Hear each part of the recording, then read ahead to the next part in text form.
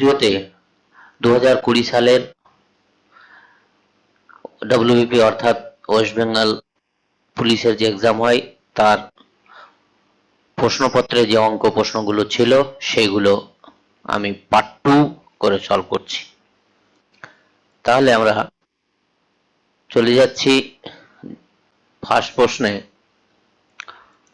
প্রশ্নটা বলছে আমাদের যে আমাদের নিচে একটা ত্রিভুজ আছে, ভালো কথা। এই ত্রিভুজের এসি সমান দেওয়া আছে 20 মিটার, এটা হচ্ছে 20 মিটার। এ বি সমান দেওয়া আছে আমাদের এক্স মিটার, আর এটা সমান দেওয়া আছে 50 মাইনাস এক্স। তাহলে এটা এক্স আছে, এটা আছে আমাদের 50 minus BC equals to 50 metre. তাহলে আমাদের মিটার হলে এবি এর মান বার করতে হচ্ছে। তাহলে আমরা ফর্মুলা জানি, অতিভুজ স্কোয়ার সমান সমান লম্ব স্কোয়ার প্লাস ভূমি স্কোয়ার। ত্রিভুজের পিথাগোরাসের সূত্র, সেই দিয়ে আমরা এটাকে সলভ করে নেব। তাহলে এটা হয়ে গেল আমাদের এক্স স্কোয়ার ইকুয়ালস টু, এটা হয়ে গেল 2 দিয়ে 400, এটা হয়ে গেল আমাদের 5 5 2500, 5 5 25 ডবল শূন্য মাইনাস, এটা হয়ে যাচ্ছে 100 x plus x square. X square cancel out, তাহলে 100 এক্স ইকুয়ালস টু হয়ে গেল আমাদের 2900। 400 আর 2500 হচ্ছে 2900। তাহলে এক্স ইকুয়ালস টু হয়ে যাচ্ছে আমাদের কত, এক্স ইকুয়ালস টু হয়ে যাচ্ছে 2900 বাই 100। তাহলে 100 কেটে গেল, তাহলে হয়ে যাচ্ছে এক্স এর মান হয়ে যাচ্ছে 29। এক্সটা কে ছিল, এক্সটা ছিল এবি, তাহলে এবি এর ভ্যালু বার করতে বলেছে, তাহলে এবি সমান হচ্ছে 29 মিটার। নেক্সট অঙ্কটা যেটা বলছে যে 15,000 টাকা 2 বছরের একই সরল সুদের হারে যৌগিক সুদ এবং সরল সুদের অন্তর হলো 96 টাকা, অন্তরটা দেওয়া আছে। তাহলে সুদের হার বার্ষিক কত ছিল? তাহলে সুদের হারটা আমাদের R%, সেটা বার করতে হবে। আমরা ফর্মুলাগুলো জানি। কম্পাউন্ড সুদ হচ্ছে আমাদের, কম্পাউন্ড সুদ আসল হয়ে যায় এটা, আর যদি হয় তাহলে 1 প্লাস আর বাই 100 তার হোল স্কোয়ার। কম্পাউন্ড সুদ, এটা থেকে প্রিন্সিপাল মানে মূলধনটা বাদ দিয়ে দিলে এটা হচ্ছে কম্পাউন্ড সুদ, মাইনাস অন্তর যেহেতু বলেছে তাহলে সবসময় আমাদের সরল সুদটা কম হয়, তাহলে এটা হয়ে যাচ্ছে 15,000 ইন্টু বছর হচ্ছে 2 ইন্টু এটা হচ্ছে আর বাই 100। এই মানটা কত বলেছে? এই মানটা বলেছে আমাদের 96 টাকা। আমাদের 96 সবসময় মাথায় রাখতে হবে যে এমন করে ক্যালকুলেশনটা করব যেন আমাদের খুব ইজি হয়ে যায়। আমি 15,000 টাকা এখান থেকে কমন নিয়ে নিচ্ছি, আর এই 15,000কে আমি ওপারে নিয়ে যাচ্ছি। তাহলে 15,000 যদি কমন নিই, তাহলে আমাদের যেটা পড়ে থাকছে সেটা হচ্ছে 1 প্লাস আর বাই 100 তার হোল স্কোয়ার, আর এইখান থেকে পড়ে থাকবে 2 ইন্টু আর বাই 100। এরকম করে লেখার কারণ হচ্ছে আমাদের এখানে একটা ফর্মুলা পড়ে যাবে, ওইটা ওপারে গেলে প্লাস, তাহলে 15,096 টাকা হলো। ঠিক, এটা ওভারে ডিভাইড করে নেবো। এইটা হচ্ছে a plus whole square minus 2ab। কার ফর্মুলা? ফর্মুলাটা হচ্ছে a square plus b square. তাহলে এ স্কোয়ার মানে হচ্ছে 1 স্কোয়ার প্লাস বি স্কোয়ার মানে হচ্ছে আর স্কোয়ার বাই 100 এর স্কোয়ার করলে হচ্ছে 2 আর দুটো শূন্য, ইকুয়ালস টু হয়ে যাচ্ছে 15,096 মাইনাস ডিভাইড বাই হয়ে যাচ্ছে আমাদের 1500, এই 15,000। তাহলে আমাদের আর স্কোয়ার বাই 10,000 ইকুয়ালস টু হয়ে যাচ্ছে আমাদের 15,096 বাই 15,000 -1। তাহলে এটা যদি মাইনাস করি তাহলে 96/15,000, তাহলে আর স্কোয়ার ইকুয়াল টু হয়ে গেল আমাদের কত না হয়ে যাচ্ছে 10,000 বাই 10,000 উপরে গেল ইন্টু 96 এখানে আছে, 96 হলো মাইনাস করে বাই 15,000। এটাকে আমাদের একটু ক্যালকুলেশন করে নিতে হবে।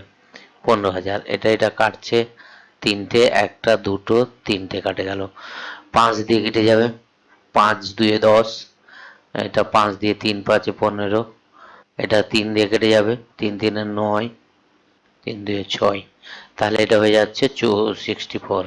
তাহলে আর এর ভ্যালু কত হলো, আর ইকুয়াল টু হয়ে যাচ্ছে 8%। তাহলে আর এর ভ্যালু হয়ে যাচ্ছে আমাদের 8%, সরল সুদের হার হয়ে গেল আমাদের 8%। পরেরটাই চলে যাচ্ছে আমি, দুটি সংখ্যার যোগফল 27 ও গুণফল 182, ছোট সংখ্যাটি কত? তাহলে যোগফল 27 দেওয়া আছে, গুণফল আছে 182, তাহলে এইটাকে আমরা উৎপাদক করে নেবো চট করে, 2 দিয়ে, 9 2 18, 9 কে 9, এটা 13, 7 দিয়ে, 7 13 91, তাহলে আমাদের এটা মৌলিক সংখ্যা, আর ভাঙা যাবে না। তাহলে একটা সংখ্যা হচ্ছে 13 আর একটা সংখ্যা হচ্ছে আমাদের 14, এই 7 2 14, তাহলে আমরা এটা এই দুটো গুণ করলে আমাদের হবে 182, আবার এই দুটো যোগ করলে হবে 27। তাহলে কোনটা বড়টা না ছোটটা? ছোটটা। তাহলে ছোট সংখ্যাটি হচ্ছে আমাদের 13। পরের কোশ্চেনটা চলে যাই। একটি ব্যাগে থাকা 50 পয়সা, 25 পয়সা, 10 পয়সা মুদ্রার সংখ্যার অনুপাত দেওয়া আছে, এত মোট টাকার পরিমাণ এত টাকা। 50 পয়সার মুদ্রার সংখ্যা কটি? তাহলে আমি ধরে নিচ্ছি 50 পয়সার মুদ্রার সংখ্যা হচ্ছে 5x, 25 পয়সার মুদ্রার সংখ্যা 8x, আর 3 টাকার 10 পয়সা মুদ্রার সংখ্যা 3x। এইবার আমাদের টোটাল মুদ্রা দেওয়া আছে, এগুলো যেহেতু আমাদের পয়সাই আছে, 50 পয়সা, 25 পয়সা, এত পয়সা, তাহলে আমি টোটাল পয়সা বার করে নিচ্ছি। যদি পয়সা হয় তাহলে 5x যদি মুদ্রা হয় তাহলে 5x মুদ্রার কত পয়সা হবে? এক একটা মুদ্রা হচ্ছে 50 পয়সা, তাহলে আমাদের হচ্ছে 5 5 25, 250 x পয়সা। আশা করি বোঝা গেল। একই রকম ভাবে 8 25 200 x পয়সা, একই রকম ভাবে 3 10 30 x পয়সা। এটা কার সাথে সমান? 144 টাকা। টাকাটাকে আমি পয়সায় করে নিচ্ছি, তাহলে এত টাকা। তাহলে এটা এবার আমরা যোগ করি, তাহলে যোগ করলে হচ্ছে 200 200 400, তাহলে 480, 480 এক্স ইকুয়ালস টু হয়ে যাচ্ছে তাহলে আমাদের 14400। তাহলে আমাদের এক্স ইকুয়ালস টু হয়ে যাচ্ছে কত? 14400 বাই 480। একটা শূন্য কেটে গেল, 12 দিয়ে কাটবে, 12 4 12 48, 4 আর 12 12 হচ্ছে 144, 12 120, আবার 12 3 4 12 30, তাহলে এক্স এর ভ্যালু চলে আসছে আমার 30। তাহলে 50 পয়সা হচ্ছে 3 5 15, 150। তাহলে 50 পয়সার মুদ্রা হচ্ছে 50 পয়সা, এক্স এর ভ্যালু কত পেলাম? 30, তাহলে এটা হয়ে গেল 30, তাহলে এটা হয়ে গেল 150। তাহলে 150টি আমাদের 50 পয়সার মুদ্রা আছে, 150টি। পরের কোশ্চেনে চলে যাই। এগুলো ক্লাস 10 বেস কোশ্চেন, এক্স এর ভ্যালু বার করতে বলে। পরের যে কোশ্চেনটা সেটা বলছে আমাদের যদি এক্স ইন্টু tan 45, তাহলে এই রকম ইকুয়েশন গুলো আমরা কিছুই করব না, আমরা ভ্যালুগুলো পুট করে দেবো। tan 45 এর ভ্যালু 1, sin 30 এর ভ্যালু হচ্ছে 1/2, ইকুয়ালস টু হয়ে যাচ্ছে cos 30 এর ভ্যালু হচ্ছে √3/2, √3/2 cos 30, আর tan 30 এর মান ভ্যালু হয়ে যাচ্ছে 1/√3। √3 কাটলো, নিচে 2 নিচে 2 কাটলো, তাহলে এক্স এর ভ্যালু কত হচ্ছে? এক্স ইকুয়াল টু হয়ে যাচ্ছে 1, একদম ছোট, এক্স ইকুয়াল টু হয়ে গেল 1। নেক্সট যে কোশ্চেনটা,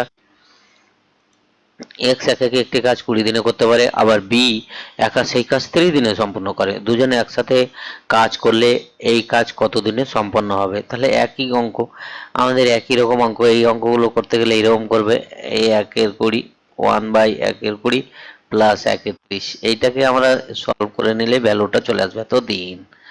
দুজনে একসাথে এত দিনে কাজটা করতে পারবে।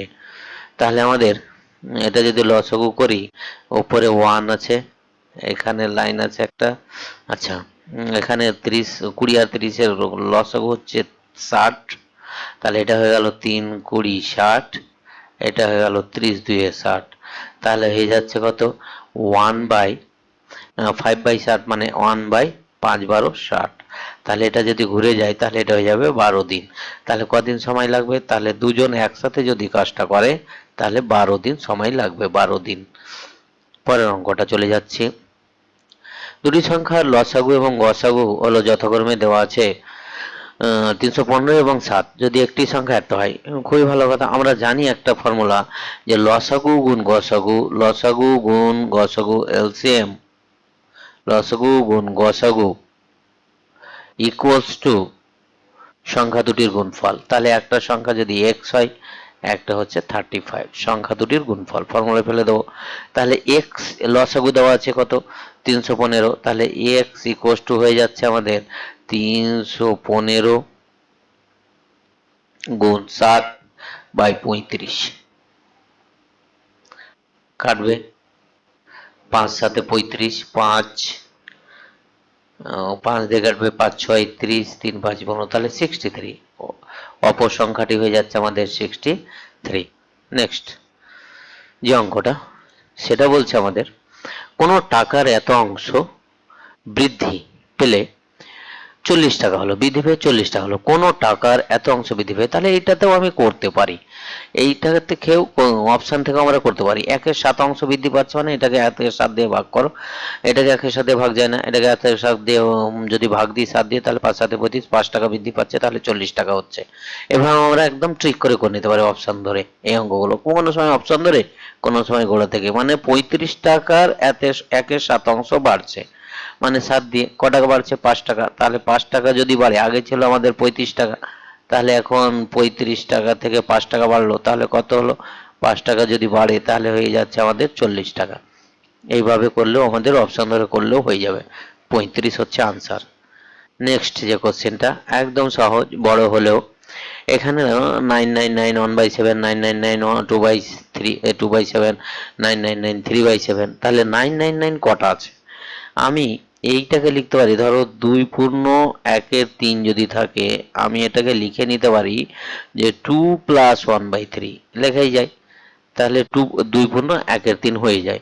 তাহলে আমি এখানে 6টা 999 6টা বেরোবে। তাহলে 6টা টার্ম আছে, 6টা বেরোলো। প্লাস পড়ে থাকলো কে? 1/7 পড়ে থাকলো, যোগ 2/7 পড়ে থাকলো, যোগ ডট ডট করে আমি লিখে দিচ্ছি, যোগ 6/7 আমার পড়ে থাকলো। এইটির আমি সাম করব। এটাকে আমি মাল্টিপ্লাই করে নিচ্ছি। 6 9 54, 4 হাতের 5, 6 9 54 আর 5 59 হাতের 5, 6 9 54 আর 5 59, প্লাস এইটা যোগ করে কত আসছে দেখা যাক। 1 2, তাহলে এটি যোগ করি। 1 আর 2 3 3 3 6 6 4 10 10 আর 11তে হচ্ছে 21, 21/7। তাহলে 3 আসছে, 3। এটা কেটে যাচ্ছে, এটা হয়ে যাচ্ছে 3। তাহলে এটার সাথে 3 যোগ করে দিই, তাহলে 5997 আছে। 5997 আমাদের আনসার আছে। নেক্সট কোশ্চেনে চলে যাচ্ছে আমি। নেক্সট কোশ্চেন কি বলছে? 270 টাকা এমন ভাবে এবিসি এর মধ্যে ভাগ করা হলো যাতে এ বি এর থেকে 40 টাকা বেশি পায় বি এর থেকে। তাহলে আমি বি এর থেকে, প্রথম লাইনে যেটা ধরে আছে, আমি বি কে তাহলে ধরে নিচ্ছি এক্স টাকা পেলো। তাহলে এ ক টাকা পাবে? এ বি এর থেকে 40 টাকা বেশি পাবে। তাহলে এ পাবে +40, এক্স প্লাস 40। তাহলে সি এর থেকে 30 টাকা বেশি পাবে। সি তাহলে কত পাবে? সি এ পেল এক্স প্লাস 40, আবার সি পাবে আরো 30 টাকা বেশি। তাহলে এক্স এটা +30, তার মানে কত হচ্ছে? হয়ে যাচ্ছে আমাদের এক্স প্লাস 70। তাহলে এই তিনটে টাকার যোগফল x plus 40 plus x plus 70 আমরা যদি করি, তার মানে তিনটে যোগ করলে হয়ে যাচ্ছে 3x প্লাস 40 প্লাস 70 মানে 110 ইকুয়াস টু, তিনটে যোগ করলাম, এটাকে কত টাকা ভাগ করছে? 710 থেকে ভাগ করছে। তাহলে এক্স ইকুয়াল টু হচ্ছে 710 থেকে 110 যদি আমরা মাইনাস করি তাহলে পড়ে থাকছে 600। 600/3, 600/3 মানে এক্স এর ভ্যালু কত আসলো? এক্স এর ভ্যালু চলে আসছে আমাদের 200।